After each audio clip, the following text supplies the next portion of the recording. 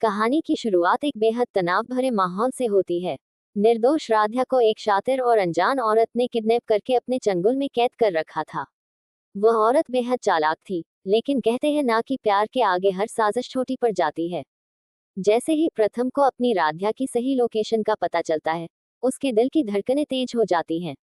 बिना एक पल गंवाए वह पुलिस की एक टीम को साथ लेता है और अपनी कार से उस अनजान जगह की ओर निकल पड़ता है।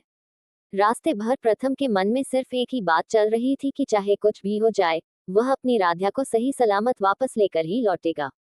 दूसरी तरफ वह रहस्यमयी औरत भी बेहद चौकन्नी थी। उसे जैसे ही भनक लगी कि प्रथम को राध्या का पता चुका है और वह उसे बचाने के लिए निकल पड़ा है, उसने प्रथम को बीच रास्ते में रोकने के लिए एक और नई चाल चली। लेकिन प्रथम के इरादे चट्टान की तरह मजबूत थे, वह बिना रुके आगे बढ़ता गया। कुछ ही देर में प्रथम एक सुनसान इलाके में बनी एक पुरानी और वीरान फैक्ट्री के सामने पहुंच गया। वहां चारों तरफ एक अजीब सा सन्नाटा पसरा हुआ था। प्रथम ने जैसे ही फैक्ट्री के अंदर कदम रखा, उसकी आंखें फटी की फटी रह गईं। सामने राध्या एक कुर्सी से बंधी हुई थी, उसके हाथ पैर मोटी रस्सियों में जकड़े थे और वह बुरी तरह डरी हुई थी। लेकिन जैसे ही उसकी नजर प्रथम पर पड़ती है, उसकी रोती हुई आंखों में उम्मीद की एक चमक लौट आती है। उसने सिसकते हुए कहा, प्रथम सर, मुझे पता था आप मुझे बचाने जरूर आएंगे। प्रथम दौड़कर उसके पास पहुंचा और रस्सियां खोलने लगा, लेकिन तभी पीछे से एक जोरदार वार उसके सिर पर हुआ। वह दर्द से कराहते हुए जमीन पर गिर पड़ा। राध्या की चीख निकल गई। जब प्रथम ने आंखें खोली, तो उसने देखा कि वही रहस्यमयी औरत हाथ में लोहे की रॉड लिए खड़ी थी और उसके चेहरे पर एक खतरनाक मुस्कान थी।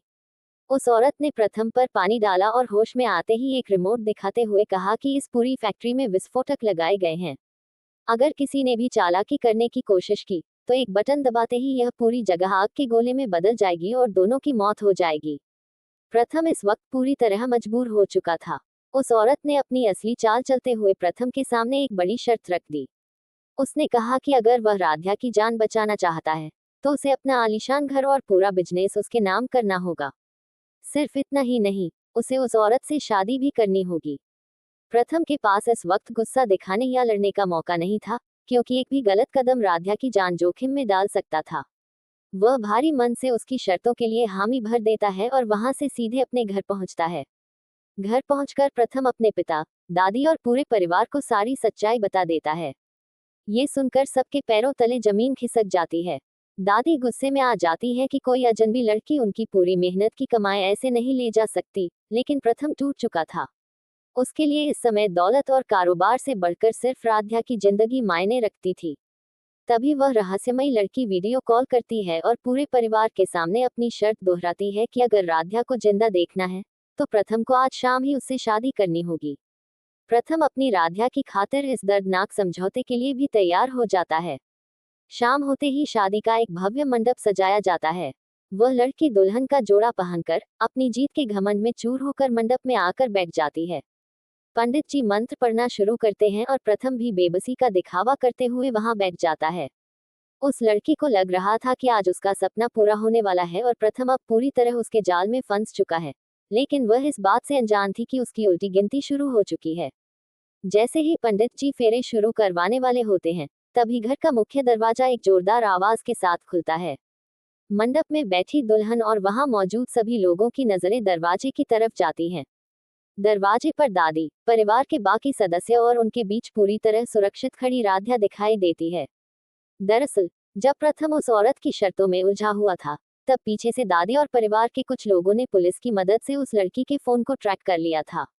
पुलिस की एक गुप्त टीम ने समय रहते उस गोदाम पर धावा बोल दिया, जहां राध्या कैद थी। वहां मौजूद गुंडे पुलिस को देखकर घबरा गए और कुछ ही देर में पुलिस ने उन सभी को काबू करके राध्या को आजाद करा लिया था। राध्या को अपने सामने सही सलामत देखकर प्रथम के चेहरे पर एक राहत भरी मुस्कान आ जाती है। दुल्हन बनी उस लड़की के पैरों तले जमीन खिसक जाती है और उसके हाथों से पूजा की थाली गिर पड़ती है। दादी आगे बढ़कर उस लड़की से कहती हैं, तुम्हारा खेल अब खत्म हो चुका है। हमने राध्या को बचा लिया है और तुम्हारे सारे गुंडे पुलिस की गिरफ्त में हैं। ये सुनते ही उस लड़की के चेहरे का रंग उड़ जाता है। इसी बीच प्रथम मंडप से उठता है और गुस्से से लाल होकर उसकी तरफ बढ़ता है। वह चिल्लाकर कहता है कि तुमने मेरे प्यार का फायदा उठाने की कोशिश की, मुझे ब्लैकमेल किया और राध्या की जान से खेलने की हिम्मत की। इसके बाद प्रथम मंडप में ही उसे एक जोरदार थप्पड़ मार देता है। वह लड़की जमीन पर गिर पड़ती है और पहली बार उसे अपनी हार का एहसास होता है। कुछ ही मिनटों में पुलिस वहां पहुंचती है और उस लड़की को गिरफ्तार कर लेती है। जाते जाते वह गुस्से में चीखती चिल्लाती रही, लेकिन अब उसकी सुनने वाला कोई नहीं था। पूरा परिवार राहत की सांस लेता है। इस भयानक तूफान के गुजर जाने के बाद राध्या दौड़कर प्रथम के पास आती है। वह प्रथम की आंखों में देखते हुए भावुक होकर कहती है कि आपने मेरे लिए इतना सब कुछ कर दिया। प्रथम मुस्कुराता है और कहता है कि तुम्हारे बिना मेरी जिंदगी अधूरी है। दादी, जो पहले कभी राध्या को पसंद नहीं करती थी, आज पहली बार भावुक होकर उसे अपनी बेटी की तरह गले से लगा लेती हैं। दादी खुद प्रथम और राध्या का हाथ एक दूसरे के हाथ में सौंपती है और कहती है कि अब कोई भी ताकत तुम दोनों को अलग नहीं कर सकती। पूरे घर में खुशियों का माहौल छा जाता है और हर किसी के चेहरे पर मुस्कान लौट आती है। लेकिन कहानी अभी खत्म नहीं हुई है। अब देखना यह है कि क्या प्रथम और राध्या की जिंदगी में ये खुशियां हमेशा के लिए बनी रहेंगी, या किस्मत उनके सामने कोई नया मोड़